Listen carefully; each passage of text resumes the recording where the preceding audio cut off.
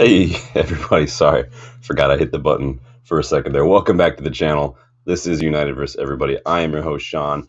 It is transfer deadline day for the January window. We are in the dying minutes of the window. As promised, I am back. Obviously, we were here this morning, did a early morning transfer talk deadline day show. I popped up with a little short earlier today to give some of the breaking news on Lisandro Martinez. Unfortunately, he has torn his ACL. That's season done, likely summer done, probably going to take a little bit of time for him to get back to fitness either. So what does that mean for us defenders wise? We're going to chat about that as well.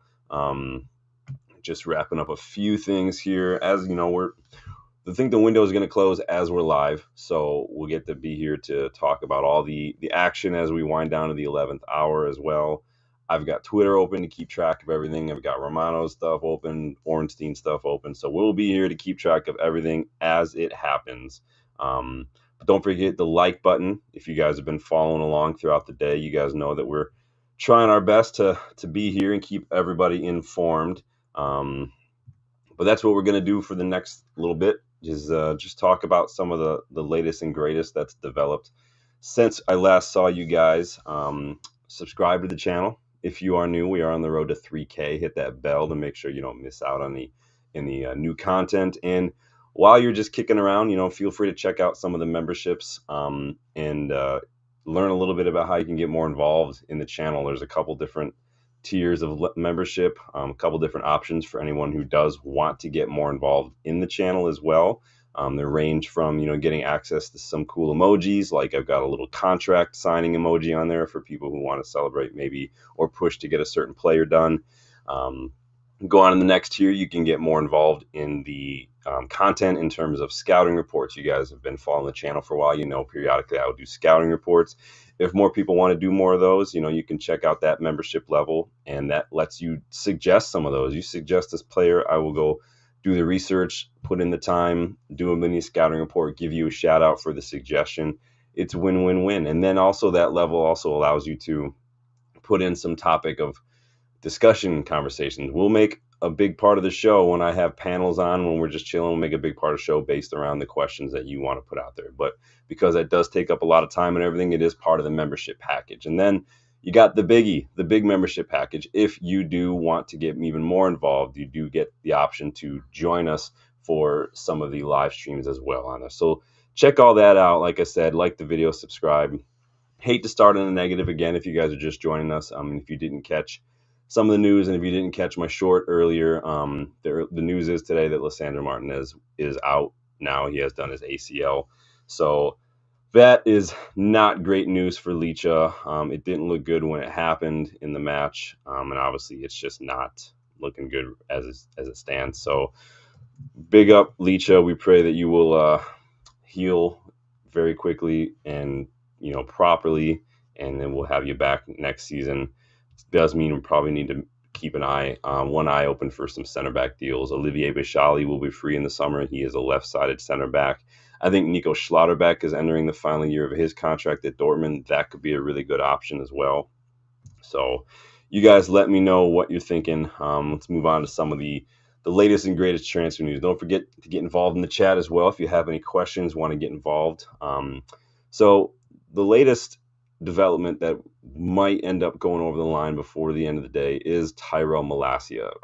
PSV have made a late move for Malacia on loan, and it looks like it's going to happen. Getting reports that it does include a buy option. Fabrizio Romano reported it just about a half hour or so ago that Malacia is currently in Holland right now with PSV Eindhoven to hurry up and finish those negotiations. We've given it the green light.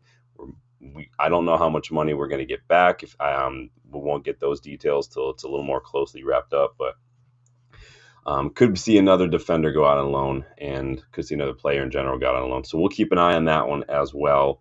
Let me add it to my list because we are just getting all sorts of late breaking news. We'll go through the whole business as well. I've got a list of all the ins and outs that we've done this window, so we'll keep an eye on that one. But just want to get back to my notes here. So Malacia looks likely to go to loan to PSV. Word is from James Ducker today, a little bit of update on the Mathis Tel situation. Obviously, you've been following along with Mathis Tel developments over this past week. It's been all over the place, left, right, center, everywhere. We pulled out, and the word is from James Ducker that we pulled out because we couldn't afford the $5 million loan fee, and that's why I don't know if we're just skint. Reports were that Bayern were not entertaining any sort of option for a buy for us. We were looking maybe for an option there so we can do something. They didn't want it. And so the report was that we were not happy to spend 6 months basically paying for the right to develop a Bayern Munich player so he could get better. They could make money off him. That was the report. Then what we're hearing now is that not only are Spurs going to pay that fee, but Spurs could also, they've requested a buy option in that as well for like 45 million or something. So it is a little frustrating. Obviously, that news broke earlier while we were live. That was going to go through. Really frustrating. I think that Mathis Tel is a player that definitely would have improved us. I'm not saying he was the finished article by any means. He's 19 years old, but I think that one for the future, it wouldn't have been the one that I would have been like, cool, we got him. We don't need to worry about anybody else this summer. No, but he's one that when we lose Antony, we lose Rashford. He was one I think could have come in and really taken over and been an adequate replacement, because right now we've only got 4 attackers. We got Xerxes, we got Ahmad, we got Garnacho, and we've got a Højlund. Somebody goes down injured, we're in some trouble, especially if it's Ahmad. That's just the plain and simple truth. We can't. This is what's been frustrating to me about this transfer window is we get these reports that Ineos aren't stressing if we don't get an attacker, and I'm frustrated that we waited so long to get things done. We've been linked to Patrick Dorgu for a very, very long time. I'm talking like almost a year, but we waited until this weekend to get the deal over the line. That is frustrating, how slowly we're moving on deals like that. Second of all, you knew going into this transfer window that Rashford was probably going to not be in the picture. Right? He's been out of the first team altogether, not even in the squad, for well over a month. Antony, it was the same deal. You've been looking for options for Antony for a while. You had other players that you've been trying to offload, like Casemiro and whatnot. It just doesn't make sense to me that was all part of the plan, but there was no plan in place other than maybe a shrewd deal for Mathis Tel to compensate for that. I can't understand how there's no plan to replace 2 attackers in January when we're struggling for goals. Now, I don't think that means we needed to prioritize a number 9, because you guys know I don't think that a number 9 just solves all the problems. I think what we needed was some 10s, some movement, some decision-making, some creativity, some chance creation behind the 9s, because we're having a lot of trouble getting the ball up the pitch. We're having a lot of trouble getting the ball into those dangerous situations and finding our strikers. We finally in the first half against Crystal Palace managed to keep the ball up top, but we just didn't have any strikers on the pitch for 70 minutes in the match. So it worked in reverse there. But you guys let me know what your thoughts are on Malacia. Are you happy that deal could be going through? Mathis Tel, are you guys bumming that Mathis Tel did not work out? Are you bumming that Bayern basically were kind of, assholes to us a little bit when it comes to the deal? They're not giving us the same kind of generosity that they're giving Spurs right now, and it's really, really frustrating. I'm just looking at some of what Romano has had to say over the last little bit. So on Mathis Tel, he says, Mathis Tel has signed his contract at Spurs with buy option included. So again, Bayern just doing it. Bayern have accepted the condition. Spurs will cover the salary until June. So Spurs are paying the whole salary, and they have a chance to trigger the clause for 60 million euros. He did complete his medical. So 60 million euros. What's 60 million euros to pounds? Anyone have a guess? Let me see what we got here. So that's about 49.9. So basically 50 million pounds they're paying for him. Now that's a lot. To me, that's a lot for Mathis Tel. I don't know if I would have been comfortable paying 50 million for Mathis Tel. I think the initial reports that we saw were like 35 million with some add-ons, taking it to like 40 million. I don't remember off the top of my head. That I could stomach a little bit more. But that's interesting. So Spurs obviously still have some money kicking around. They sold Harry Kane a year and a half ago for a lot of money, which they get to play around with. They sold Oliver Skip this summer for like 25 million. They sold some other guys. Emerson Royale was up there for like 11, 12 million. That gives them a little bit of cash to blow. So they brought in Solanke, of course. Timo Werner, I think, was on. Is Timo Werner a permanent or is he on loan? I can't remember now off the top of my head. Bergvall they brought in as well. I think they brought in Dragusin last minute. So it's interesting. If you're watching, I'm just frustrated with Bayern for the way that they've given Spurs a lot of these options that reportedly they didn't give us. Now, whether or not, some people might call that spin from Ineos, trying to make it look like they were being kind of dicks to us. I don't know. This is just, I can only go by what's out there. So that's interesting. Lots of Patrick Dorgu PR today rolling around United. Probably means they're trying to keep things on a positive note, because we're probably not going to be bringing in anybody else, as you know. So that is usually how it works in the world of PR, right? That's just frustrating. Right now, I think, again, going back to the thing about just no attackers, I think this is the time where we really need to start considering bringing in somebody from the academy. Now it's hard because a lot of players I would have thought about bringing in are now on loan. So like Ethan Ennis is probably the one that I would have thought would have been closest. He's on loan.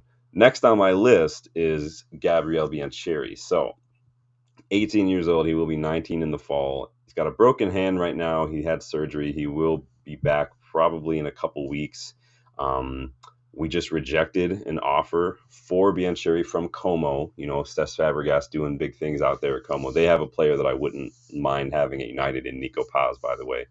But as far as Biancheri goes, if he doesn't get minutes soon, being 18, going on 19 in the late summer, and there are other clubs offering him game time, and contracts and whatnot, i.e. Como, there is a strong chance that we could see him walk like Angel Gomez walked, like we lost Willy Cambuala. These players, when they get to be this age, even like Angel Gomez was what, 16, 17 when he asked to leave because he was getting offers to play.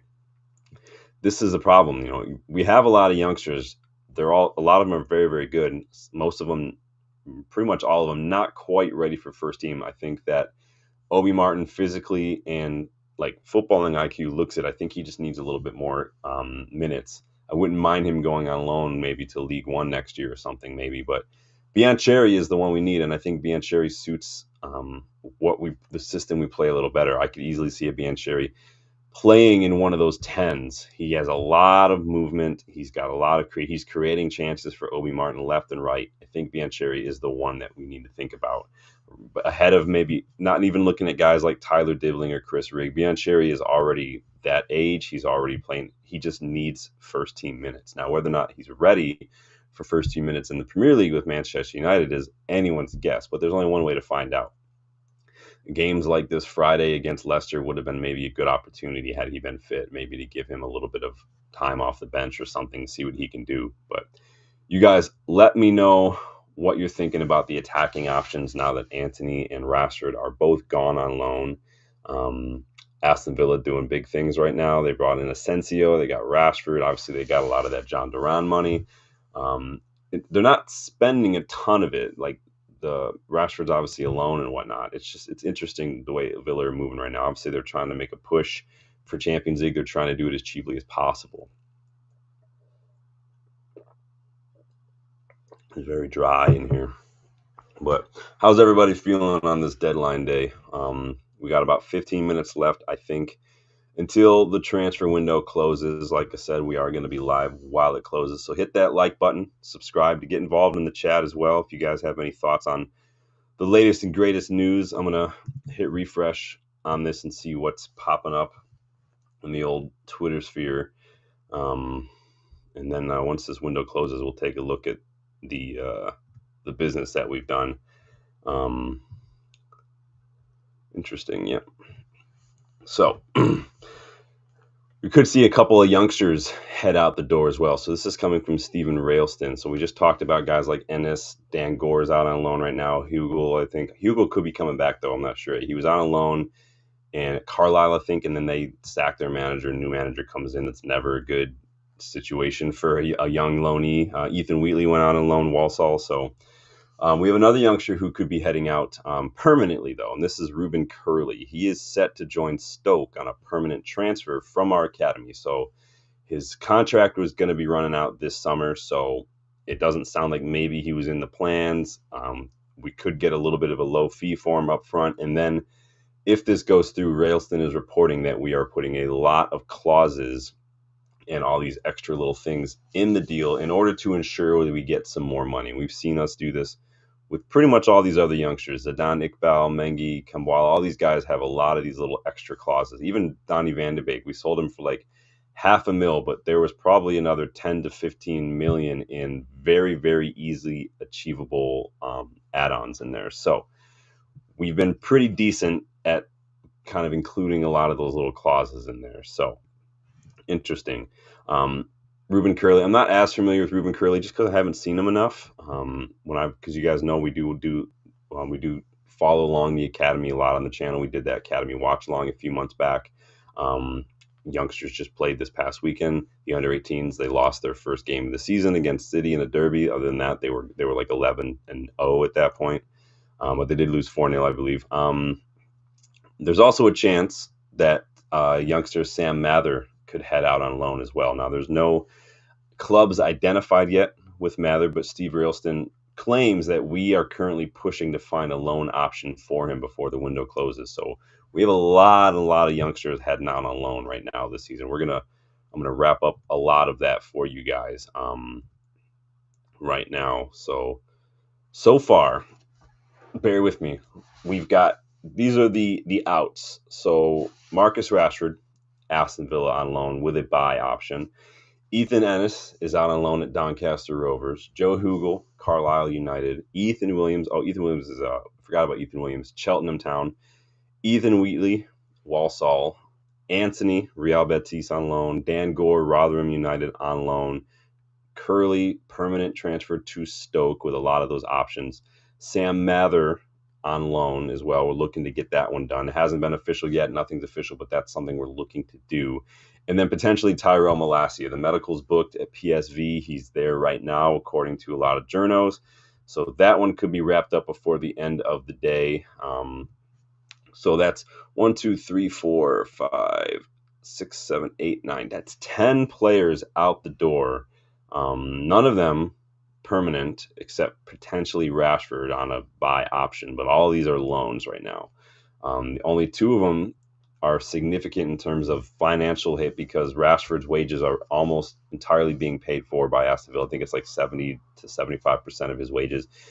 More than 80% of Anthony's wages are being paid by Real Betis, and then I think with Anthony's loan there are some bonuses that achievable bonuses that could give us more money as well. So big chunk of change taken off the wage books. We're talking probably about $400K a week in wages that between Rashford and Anthony that are being paid for right now. So that does help.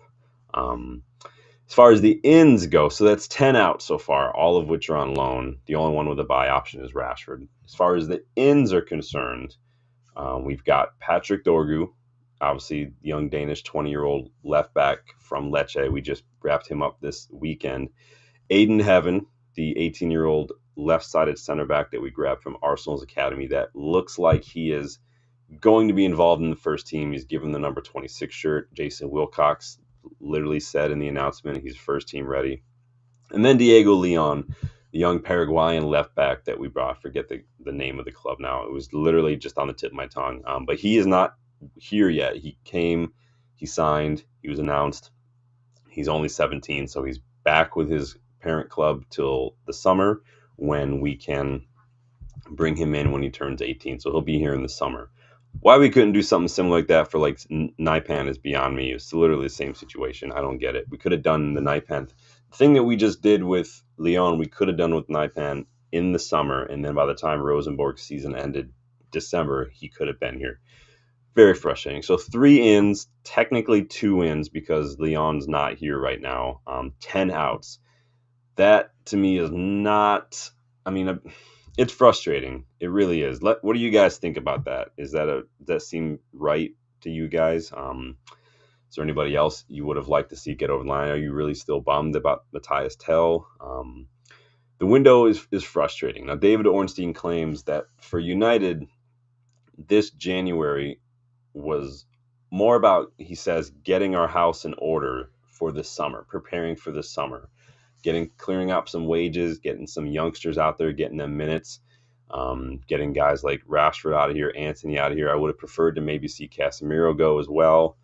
Ornstein says United sources believe this approach proves that we are maintaining a disciplined approach to our finances by not taking what they view to be reckless or expensive risks for unproven young players we couldn't buy at a later point. So that to me seems directed right at the Mathis Tel transfers. Expensive risks for unproven young players they couldn't buy. So again, because we weren't given a buy option for Mathis Tel, again, we would have paid a loan fee to basically just develop him, and that's it.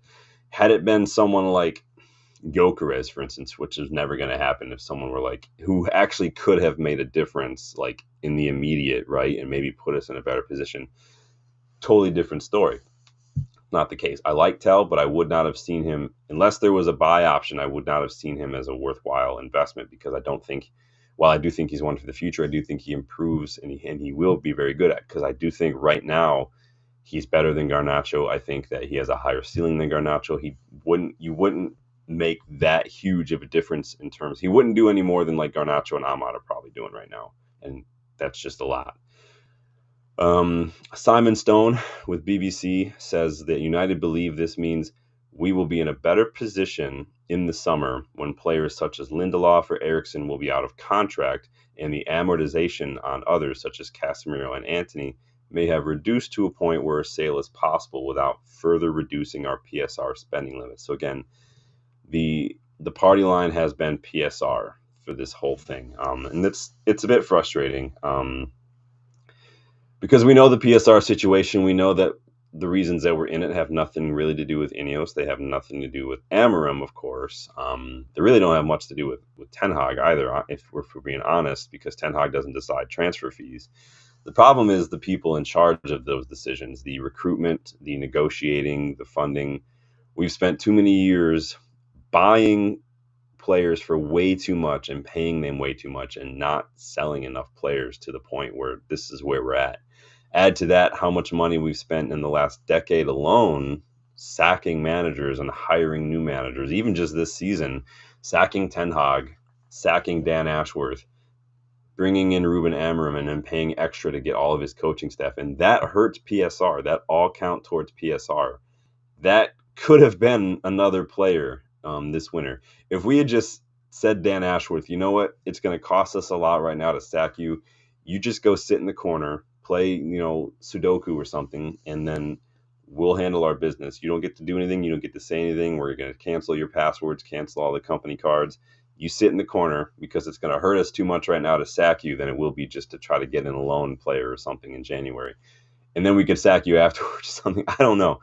That's all it would have taken.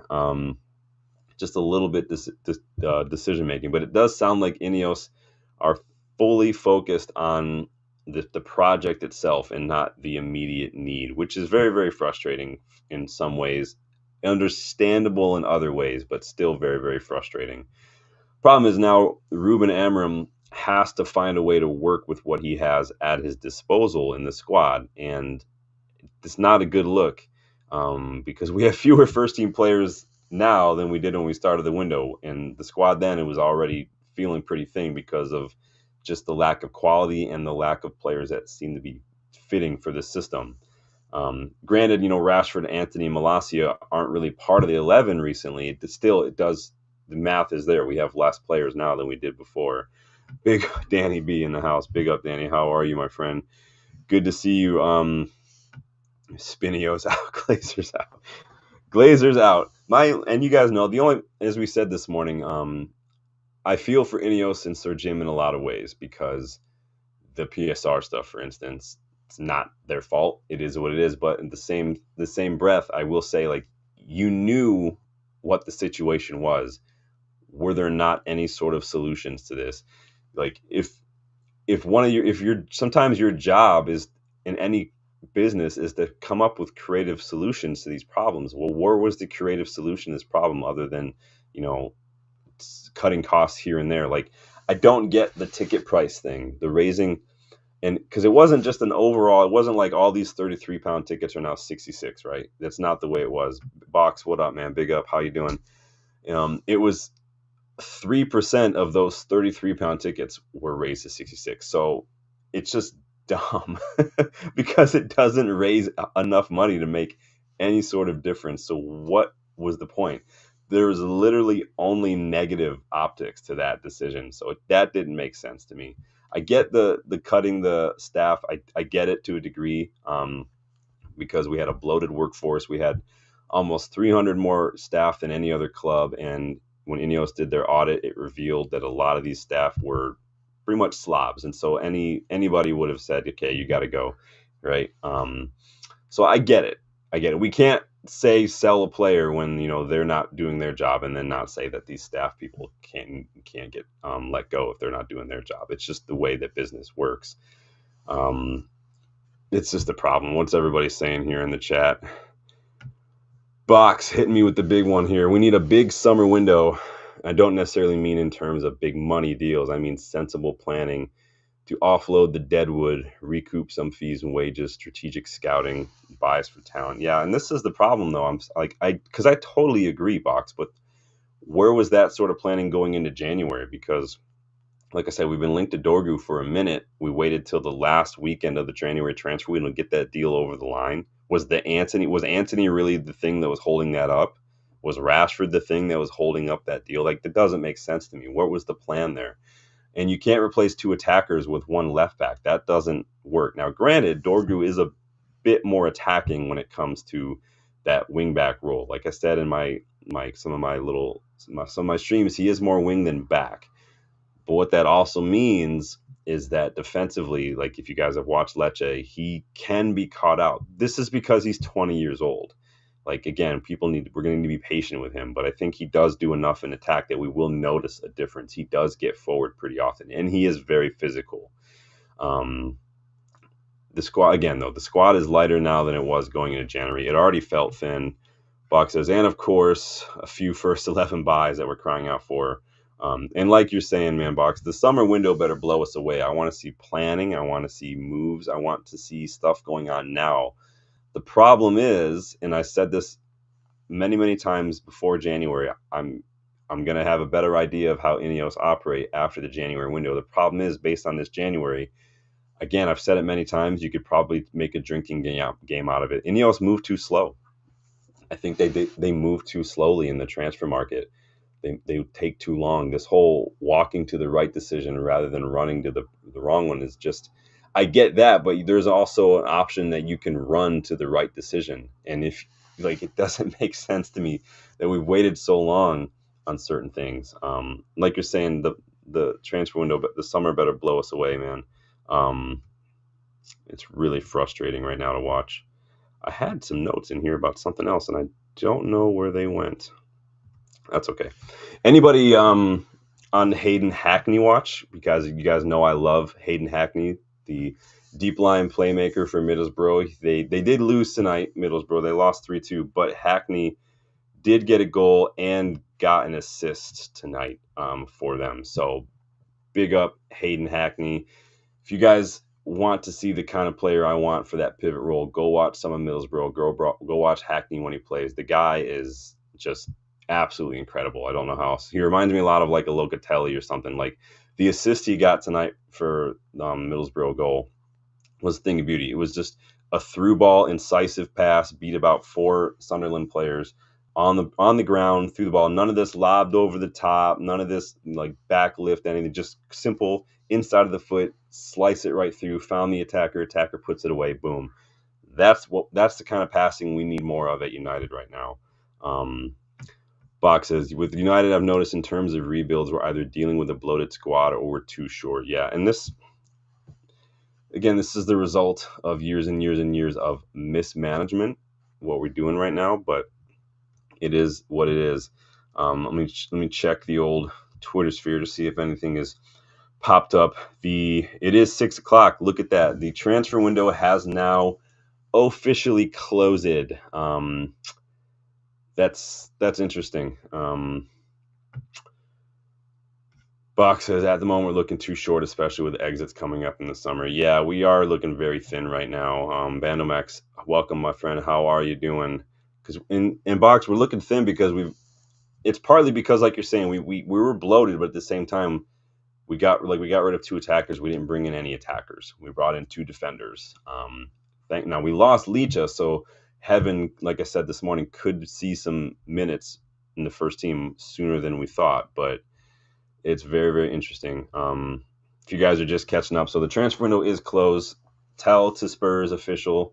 Bayern did hook up Spurs with the buy options that they reportedly would not hook us up with. So that's it. We have not got any more deals off the line. I haven't seen if the Malacia to PSV deal has gone through. The last I heard, as we opened the show with, he was in Holland negotiating with PSV. That deal could still go down to the last second. Ruben Curley, youngster, going to Stoke City on a permanent. We are looking for a loan deal for Sam Mather as well before the 11th hour closes on the loans. I'm just seeing if there's anything else. Nothing else major going on. What's Danny got to say here? Hackney, Gyökeres, Kenda, Dibbling, Naipan, João Gomez, or Beleba, another CB, and Embuemo. We need to compete. Yeah. We need a lot of players. I said earlier I would like us to see I would like us to push Biancheri in and around the first team squad sometime this season. I think Biancheri's he's 18. He could easily play in one of those 10 roles. I think he would do excellent in one of those 10 roles. He kind of plays a little like that when he plays with Obi Martin. His job is to get around, find the striker, make those late runs as well in case if the striker wants to hold up and link up. I think Biancheri is probably next on the list because I do think Obi Martin's still a little young, but we'll see. But yeah, there's a lot. So as the second half of the season rolls on, we're going to be doing obviously some summer business. I will be here Wednesday as well. We're going to be chilling with Dylan on Wednesday. Dylan will be joining me virtually. He and I are going to preview the FA Cup match against Leicester, but we're also going to talk and give our thoughts about the transfer window. Probably going to rate the transfer window, rate the business as well, see how it goes. Go for them. Danny forgot about Kirkes. You can't forget about Kirkes. He's got Liverpool written all over him, though. I feel like that guy is just playing his heart out. Box says Napoli got Okafor as the Kvaradona replacement, it looks like. Yeah, they did get Okafor. I don't know if he's as good as Kvaradona, if I'm being honest, or Kvaratskhelia, sorry, for those of you who aren't down with the slang. Kvaratskhelia did it on go to PSG, which in a move that I think is not great for his career, but whatever.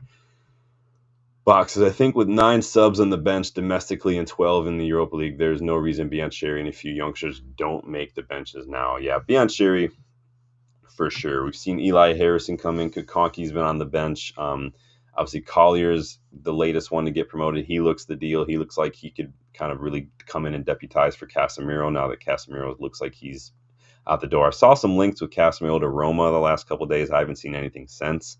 But Biancheri, I think, suits a need that we need like right now in terms of one of those 10s, Lowe's Delap, Cunha, Embuemo profile of players that move a lot, they create, they get involved a lot higher up the pitch, and help be a mobile link from midfield to the 9s. Personally, I think that's where I see Biancheri playing in this side. And I said this before, in a video we did on how to replace Rashford.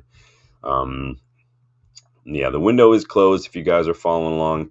So I'm looking for updates on Malacia. I don't see any updates on Malacia. So to recap, Dana B says, how come Abragamov didn't play against City the weekend? I couldn't tell you why he didn't play. I think because it was the under 18s. Maybe he had maybe he just played. I'm trying to think if he's played or not recently.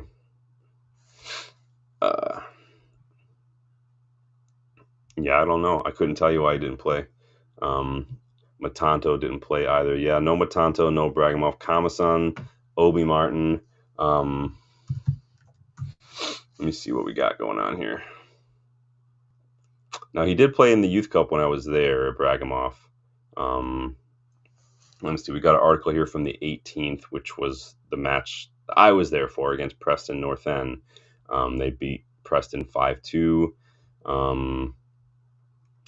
Not seeing any news on a Bragamoff personally, or Matanto. I haven't heard anything from Matanto in a while.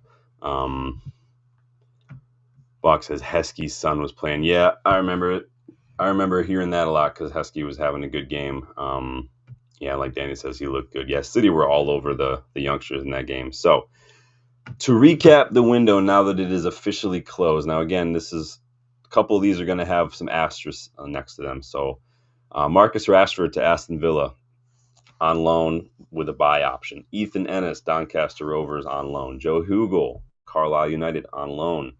Ethan Williams, Cheltenham Town loan. Ethan Wheatley, Walsall loan. Anthony, Real Betis loan with a few bonuses thrown in.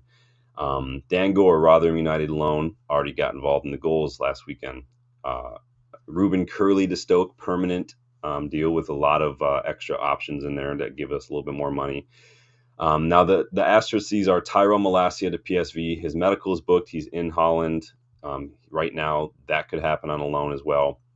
And we're reportedly looking for a loan for Sam Mather, another one of the youngsters right now. But no teams have been linked there.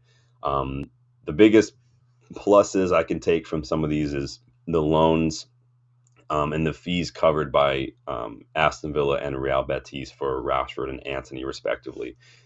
Big chunk of change that we don't have to pay for every week, which does help. That does save a lot of money when you think about that. So with Rashford, you're saving over $200K a week, right? Which at the end of a month, you're already almost a million out of it. A couple more months, you're going to be saving a couple million at least by the time Rashford's loan is done. Same with Anthony. Anthony was getting like 80% of his wages covered. So that is a big help. Really is a big help. As far as the ins go, Diego Leon, confirmed, not going to be joining the summer. Youngster, will be 18. Patrick Dorgu, 20. Lecce, left back, Danish. Physical, yes. I think we could see a little bit of a increase in output from our left side in terms of attacking and involvement in the final third and chances created. He does put a good cross in. But again, he's still 20, so we wanted to be patient. Aiden Heaven, youngster from Arsenal's Academy, 18, left-sided center back. Ready for the first team, according to Jason Wilcox, given the number 26 shirt. So it ain't no like 80 number 80s and stuff. It's 26. That's first team shirt. He could be thrust into action maybe sooner than anticipated, with Licha being out for the remainder of the season with his ACL. So 2 in, technically, 10 out, potentially. Is that good enough for you guys? Nothing on a permanent so far in terms of sales, just loans. It's a little bit disappointing, to say the least. If you guys had to rate this window so far on a scale of 1 to 10, how would you rate it? Let me know in the chat what you would rate this January transfer window, because I'm looking down Twitter right now. Got this one cat saying this is the worst transfer window I've ever witnessed for United. I don't get that. There are literally Januaries where we didn't do any business. Like, look at what happened last year. We didn't do anything. Danny's calling it a 2 out of 10. It's so frustrating because I've said it many times. There's only so much Ineos could do this January in terms of how much we could spend. The problem was I didn't see a whole lot of plan. Like, it seemed like I can't say I didn't see a plan. I see a plan, but the plan to me wasn't the plan I wanted it to be. The plan I wanted it to be was creative problem solving to solving some of the attacking. What I saw was getting some big wages off the books and getting a bunch of youngsters out on loan, and we got one first team ready player. And to me, it's just we moved too slowly. I didn't see a plan to handle the loss of 2 attackers in Anthony and Rashford. Very, very frustrating. It really is. And when, some of the decisions that I think they didn't want to make earlier this season that they did make, i.e. sacking Ten Hag, sacking Dan Ashworth, that hurt our PSR standing as well. And that could have made a difference this January. That could have been a Cherky, that could have been a Nippon, it could have been a Tel, who knows. Box says 1 out of 10, but if we add realism expectations, probably a 6 out of 10. I mean, if we would have maybe gotten rid of like Casemiro too, I I probably think it was a little better because I do think that having that much money a week sitting on the bench not playing is not a good look. Danny B says, "Look what Bowley done this first January window, not buying that propaganda." I mean, I can't say PSR is propaganda, Danny, just because it is what it is. Now, I get, like I've said many times, I understand the PSR situation we're in. What I don't buy, though, is the fact that you don't have a solution for it. You have to have a solution for it. And partly of where we are right now is because of the decisions you made to sack Ten Hag after extending his contract and sacking Dan Ashworth after you spent all summer trying to get him to the club. That hurts us. So for that, I give criticism. Now, do I think they could have done better to figure out solutions? Oh, yeah, absolutely. I think we could have. Problem is I don't know how easily some of those solutions would have been realistic in terms of selling players. We can't sell players who are old, who are not playing, who are not good, and who are on high wages. That's just not going to happen. I mean, not that doesn't happen ever, personally. Box says, I'm hopeful Rashford, Malacia, Anthony loans will lead to sales. I hope so, because that's the only way we're going to be able to do a whole lot, I think. Box says, I'm glad we didn't panic buy as well, to be honest. Would rather give Biancheri, Amos, etc. a few minutes. Yeah, Biancheri for sure. Amos, I think, would get absolutely mullered in the Premier League. I think he's getting bodied in the academy level. If you guys watched the derby the other day, he was just getting muscled. He's very good with his feet. He's very good at creating space for himself, but he is going to get bullied left and right. I don't know, unless he gets a growth spurt or starts hitting the gym, I don't see Amos making it in the Premier League personally. Looks like City have completed a deadline day deal for Nico Gonzalez. This is some old bullshit, man. How many players is that City have purchased this January alone? But see, the City can get away with it because they sold Julian Alvarez for a crap ton of money. So they've got money to lie around. Spurs have money lying around. Like, we don't have money. Like Liverpool, they don't have money because they haven't sold enough players. Arsenal haven't sold enough players. That's why they're not able to buy a lot of players. We don't sell players. We sold some in summer. That had to go towards Ugarte. We couldn't get Ugarte until we sold McTominay. The only way we would have done any business this January, any business of significance, would have been to sell Garnacho or try to find a permanent buyer for Rashford. But that was never going to happen when he wasn't even in the match day squad. If we were having any intention of selling Rashford, he would have had to play a little bit. If we had any intention of looking at Garnacho and deciding whether or not he fit, and then looking at other players and we would have had to get that deal done. So we put all our eggs in the. I'm not complaining about keeping Garnacho. I'm not. Don't get it twisted. I'm not saying that. I'm just saying this is what I mean. Clearly, the plan was what happened. So, Box. It's key we get Amorim the key targets in the summer, though, like a Gyökeres. I worry that, yes, I love Gyökeres. You guys know he's my top striker target. I worry that it doesn't matter who we get as a 9 if we don't improve the midfield. If you need someone like Hackney, you need someone like Cherke to find the strikers, because right now we're not doing a good enough job of finding the strikers. I showed you that Opta pass map from way back. I think it was against Wolves, or it could have been Newcastle, of the pass map from United that game. And you guys didn't see a single line finding Rasmus Højlund because we're just not passing the strikers. Now, that's separate from Højlund's touch and stuff and his hold up play in recent week. That's separate, but we have to find the strikers, and we just lost the one defender we have who can actually do that. We just lost the one player who's been our best goal scorer recently, in Licha, and so I don't see it getting better, is what I'm saying. I don't know if the striker matters as much. Danny says 100% Amos not ready. Amos needs some of Messi's yeah. And like Danny says, Amos is still young. So Biancheri is the one. I think he's 18. He'll be 19 in September. So he's like 18 and a half, technically.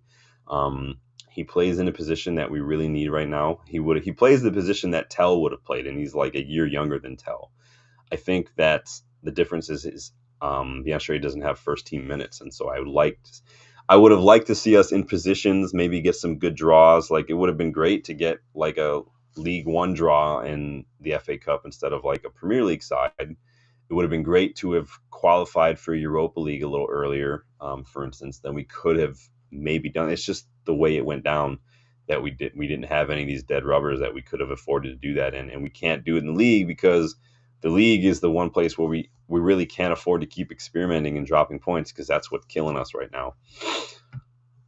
Bach says, I'm fed up with City. Their relationship with Southampton is strange as well. Selling them youth players with 0 first-team games for millions. Yeah, there's been a lot of that going on, though. I mean, I always forget the dude's name that got sold. And again, I forget his name because no one knew who he was, but he went for a ton of money within the Premier League this summer, and I have no idea who it is. And so there's just Bach says Bazzuno, Larios, Shea Charles, Lavia, Harwood, Bellis, Edozie. Yeah, there's definitely some sketch to it. I think that there's definitely some behind the scenes deals going on. I mean, City doing something behind the scenes? No, never. That never has happened before, ever. Let's see. So yeah, the latest and greatest is just that Malacia is in Holland. Nothing really updated since. Let me just check real quick. So yeah, I got a picture of Mathis Tel holding up the Spurs shirt. Awesome.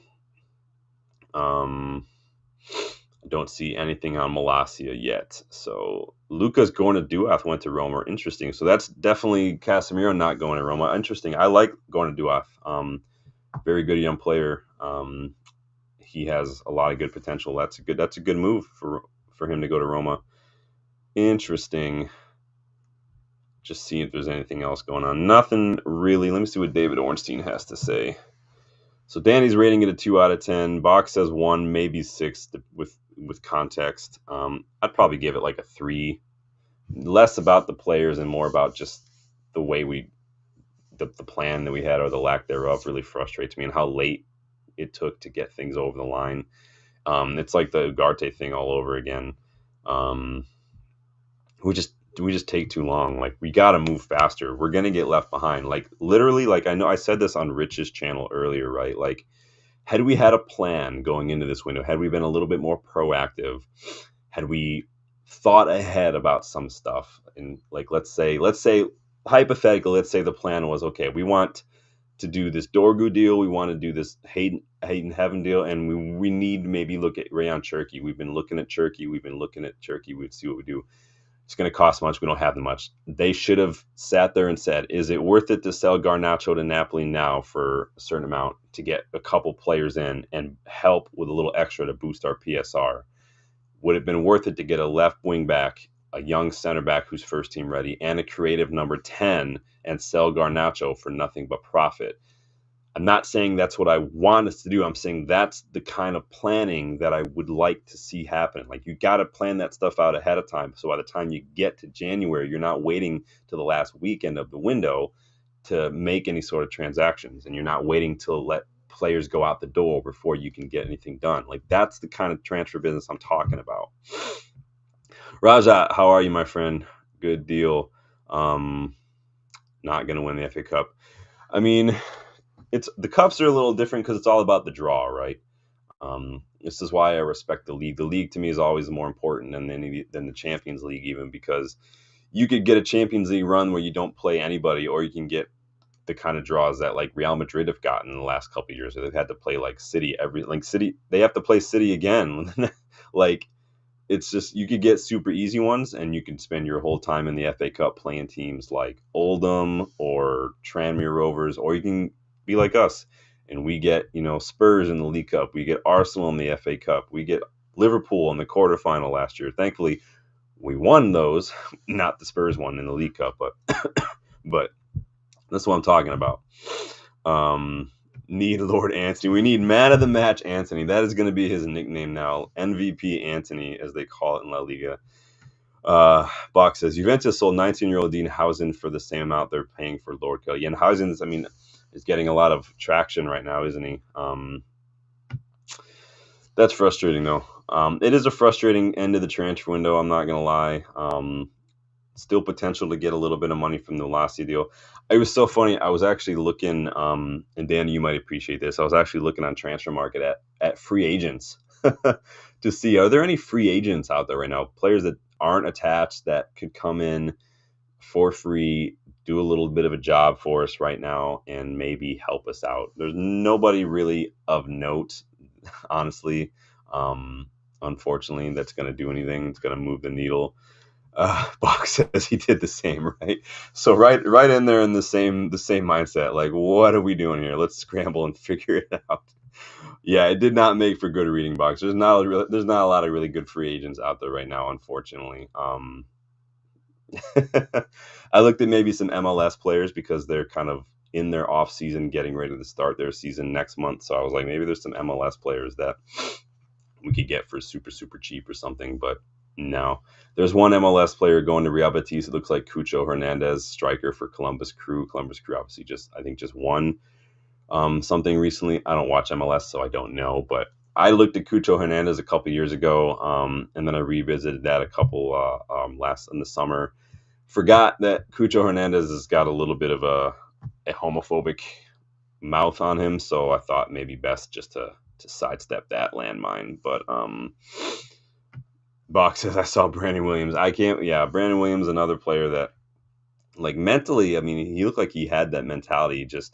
And honestly, I mean, if he's keeping Shaw out of the team altogether at one point, but it just is what it is. I forgot to check the score of this Chelsea-West Ham game. Did we get pushed down to 14th, or are we still in 13th? Let me check and see. So Chelsea won barely thanks to a Wan-Bissaka OG. Figures. Man. Yikes. Anything tomorrow? Atalanta, Bologna. No, not really. Copa del Rey tomorrow. CONCACAF Champions Cup. Nope, nothing really going on tomorrow. Redondo. Isn't he the one that we were linked with and then he went to Inter Miami, right? Isn't that Federico Redondo? Is that who that is? That holding midfielder. What do you say? Yeah, he's at Miami. Yeah, I mean, probably not going to go anywhere now if he just went. I remember I saw some random Ricardo Rios or Richard Rios rumors a couple weeks back. Obviously, that Palmeiras midfielder we were linked with in the summer. Don't think that's going anywhere. Messi on a 3-month loan. I'm surprised City didn't go for him. That'd be funny. No, it's not unheard of for big players like that in the MLS to go on loan in the offseason. Beckham did it. I remember Landon Donovan did it. Beckham got flack for it. I don't know why, but if you're fit and you want to stay fit, go play. I don't get the point of that, but it is what it is. Just looking to see if there's any other updates.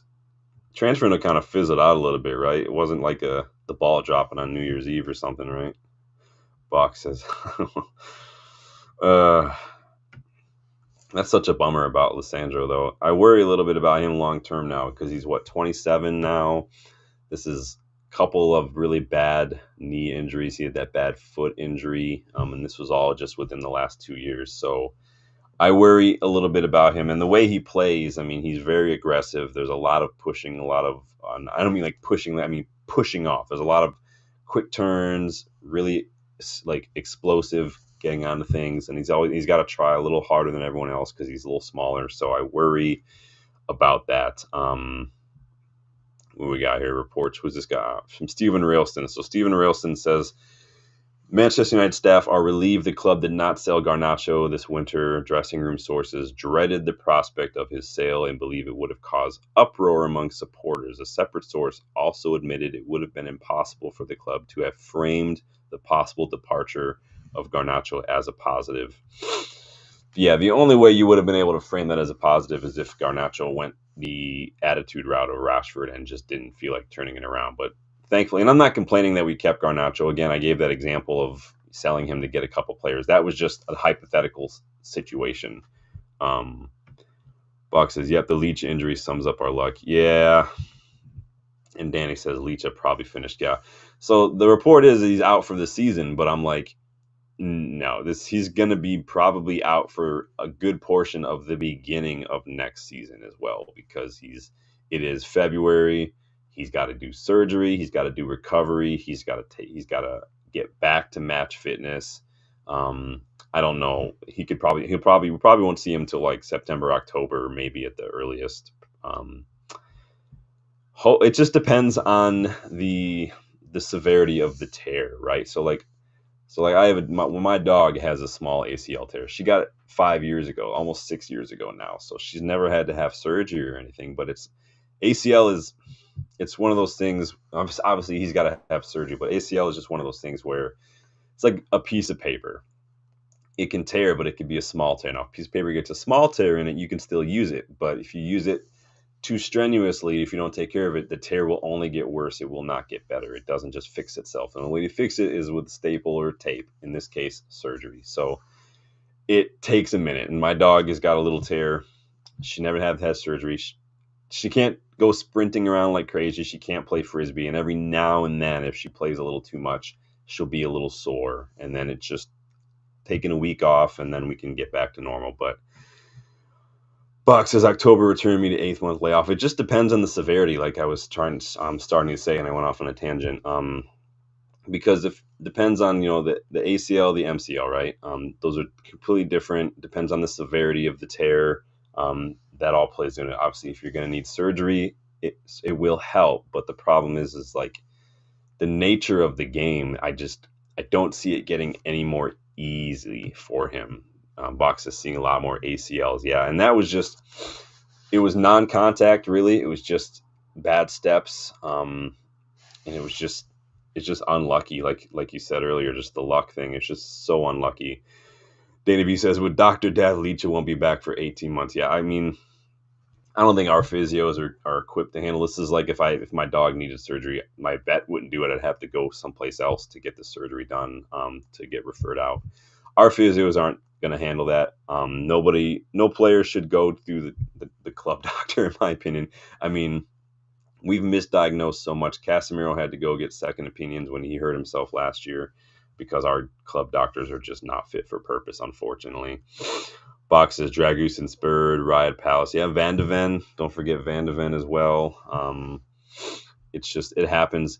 It's the nature of, and this could be the drawback of the high line, because look, you just listed Box, Dragoos and Spurs, Van de Ven Spurs, two defenders for the same club who play a high line, who play a very fast pace and have to get back and recover a lot because of the demands that system places on them.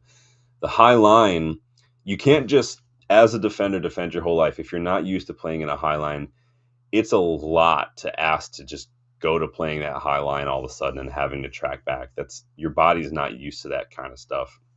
That's like being a striker who's a poacher, and then all of a sudden you're asked to be a striker who plays on a counterattack. Like, you can't go from being like a Falcao to being like a prime Jamie Vardy. Your body's not ready for that. Your body's going to suffer. It's just not going to happen. Even so Justin, you guys have met Justin. He was with me in Manchester a couple weeks ago. Like, he and I, for the better part of a decade, we would meet up once a week and go do drop-in football indoor for a couple hours every week, right? He went to go teach in South Korea one year. So that was like a year of almost like not really playing. I played a little bit. I'm not sure how much he did. When he came back, we played a hard for like 3 hours straight one day, and I did my groin like that day. Just done. Your body's not used to it, and I'm not a professional, so I mean, I was old. That was when I turned 30. So once you turn 30, it's all just downhill. Box says, do we have the former Arsenal docs? I remember we had somebody from Arsenal coming in on the medical department. Probably someone Arteta hired. So City have spent over 200 million euros this January. Marmoush, 75 million euros. Nico Gonzalez, 60 million. Kushinov, 40 million. Vitor Rice, 37 million. Yeah, City have spent a butt ton. I don't know where you guys stand on that. On City's situation, I can't decide how I feel, because obviously we've got these charges looming. Is this City oh, we're fine, we can do whatever we want? Or is this City like, no, we're afraid that we're going to get a transfer ban. We're afraid that, we're going to get punished. So we need to start stockpiling now, so we have players here if and when we can't buy any players. Let's get Haaland locked down. That way we either keep him, or if somebody wants to buy him, they're going to have to spend a crap ton. Let's get Marmoush in case we lose Haaland, so we have somebody, because they've only had Haaland for a while, so it's not like they're struggling without more than one attacker. I don't know. I go back and forth on some of this. Box says, surely that's a last-minute transfer splurge before sanctions. See, I don't know. I have no idea. They're not acting like they're in trouble, are they? So it's really, really interesting. Danny B says Vitor Rice going to be good. I mean, Kushanoff struggled. If you guys watched that first match he played, he was struggling. And it made me kind of feel a little foolish because remember I was bigging him up in that scouting report a couple months ago as a player that I like for United. He's just young, so he might take a bit of time to get used to the. He came from the French league. It's a big difference in the French league, obviously, and it was a tough match to get started in. But I didn't see if he played against Arsenal or not. I didn't really watch that match. Did he play against Arsenal? Let me see. I can't believe they lost 5-1 to Arsenal. That's insane. He did not play against Arsenal. He did not even come off the. He wasn't even in the squad. Oh wait, yeah, he was. Sorry, I was looking at the wrong side. Yeah, he was on the bench. He was unused sub. Yeah, so Box thinks it's a last minute transfer splurge. I'm still on the fence about how I feel about it. I really have no idea what's going on with City. I like to think that it means they're going to get punished, but I have no idea. I don't see any. I'm looking for Malacia news. I don't see any Malacia news right now, unfortunately. I was hoping to have some while we were live. I mean, we were live when the window closed, and it kind of closed with a whimper, not a bang. But anything going? Ben Chilwell joined Crystal Palace on loan for the rest of the season. That's an interesting move for him. Malacia. Let's look up Malacia news here and see what we can find. Nothing really announced. We probably might not see anything on that till tomorrow. Raja says MC will probably advance with Real with Nico Gonzalez. I mean, everybody says that every year, and then they face each other every year, and like this is why like the whole undefeated in Champions League stat is bullshit for City, because if they were undefeated, they'd be winning it. They didn't win it last year because they lost to City or to Real Madrid in a shootout. It's ridiculous. Raj says, João Felix has gone to AC Milan. He found another club. Yeah, I saw that. I was never really sold on João Felix personally. He reminds me a little too much of Bruno Fernandes in his play style. He doesn't really have a whole lot of positional discipline. He's kind of buzzing all over the place to get involved. He does the same stuff Bruno does. He was never worth what Atletico Madrid paid for him, but no one ever is when Benfica sell them. So it is what it is. Let me see if anything. Nothing really going on. I was hoping we'd have some news here. Just it is what it is. So again, to recap one last time, the business for January. Potentially 10 players out the door, all on loan. Malacia we're still waiting on, potentially going to PSV. Marcus Rashford obviously announced Aston Villa. Loan with a buy option. They are covering more than 70% of his wages. Ethan Ennis, youngster, is on loan at Doncaster Rovers now. Joe Hugel is at Carlisle United. Ethan Williams, Cheltenham Town. Ethan Wheatley, Walsall. Anthony at Real Betis. They are paying 80% of his wages, which is very helpful. And there are some bonuses there too. Dan Gore joined Rotherham United on loan this month. Ruben Curley is going to Stoke on a permanent deal. He's from the academy. His contract was up this summer. We will get a little bit of bonuses there. It's not a very high fee initially, but it's like the Donny van de Beek thing. Low initial fee, a lot of achievable bonuses.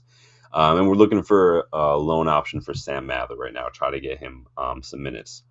We signed Patrick Dorgu, left back from Lecce, 20 years old, and we signed Aiden Heaven, 18-year-old center back from Arsenal's academy, who is first team ready, reportedly. And then Diego Leon, the Paraguayan left back, but he will not be here till the summer as he is too young to make the move this month. So that is the business. We're still waiting on Malacia and Mather potential loans, but that's it. But how are you guys doing with all that? I'm going to take another drink of water because it's just one of those days.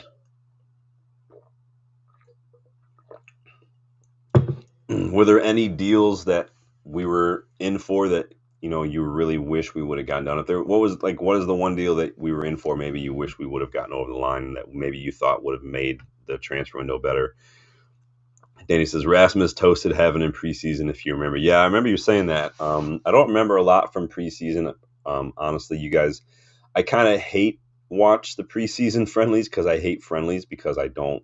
Whenever I see the word friendly, I just think injuries. I'm glad we haven't gotten any injuries really, but other than Euro, but um, I just hate friendlies. I really do. Box says, you think Leon will be in the first team squad for 25-26? He might be in and around the first team picture. I don't know, though, because he'll just be 18. Physically, he's there. I mean, he's like a year or two older than Amos, but the guy looks like he's about 25 years old. He's a straight up unit. But I couldn't tell you. I don't watch enough of the Paraguayan Football League to watch him firsthand. But maybe if he's played in some of the like CONCACAF or something, maybe I'll get a chance to see that. If there's any qualifiers or something coming up, I'll maybe give that a watch for Paraguay. Danny says Naipan. Yeah, Naipan. That one hurt. I think I've seen people call that the hipster signing, the hipster target, and I think people say that when they don't know, when they've never heard of the player. And I get it. Not everyone is a fan who is going to pay close attention to players from other leagues, whether that's in Belgium or Norwegian leagues or South American leagues. I get it. But just because you've not heard of them doesn't mean that they're hipster signings or something or hipster targets. Naipan is very good. Whether or not he immediately would have moved the needle in terms of making a huge difference in getting us out into the top half of the table or advancing us in Europe or something, I couldn't tell you. He's still very young, but he is very good. And obviously he's very highly rated. A lot of big Premier League clubs and clubs throughout Europe were looking at him, but it does sound like he's going to stay at Rosenborg until the summer. I don't know what that means because the summer is literally the middle of Rosenborg season. So I don't know. Maybe that doesn't mean he's going to be going anywhere until next winter. I couldn't tell you.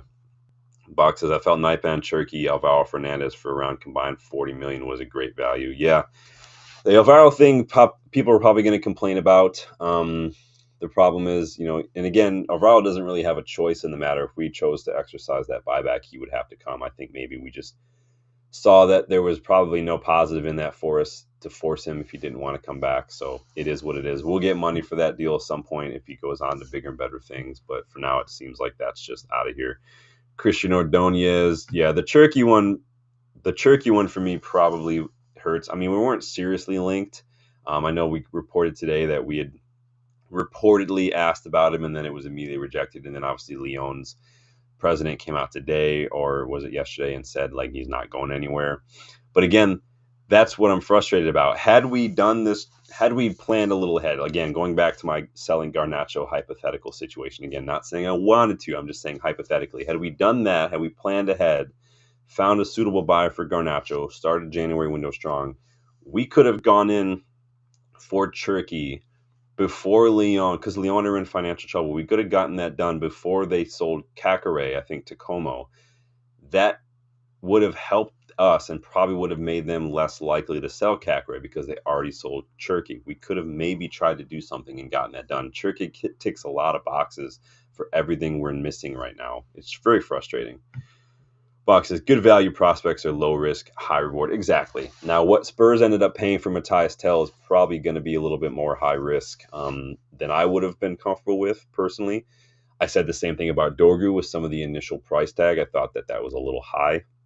I'm glad that we got him for as low price as we did. We're still going to have to be patient, but Box says, Cherky will have 1 year left come this summer. Yeah, I think it sounds like he really wants Liverpool from what things are for what reports should be told, but we'll see. Money talks. I think Cherky ticks a lot of boxes for us. He fits a position that we need to fill in this squad right now. I think that we need some more creativity, some more movement, some more legs and decision making. Like I said this morning, in one of those 10 roles, and he would have fit it to a T. But it is what it is. I don't make the decisions, so let's see. Nothing more really going on. Unfortunately, no new Malacia news. We'll probably see something tomorrow on that one.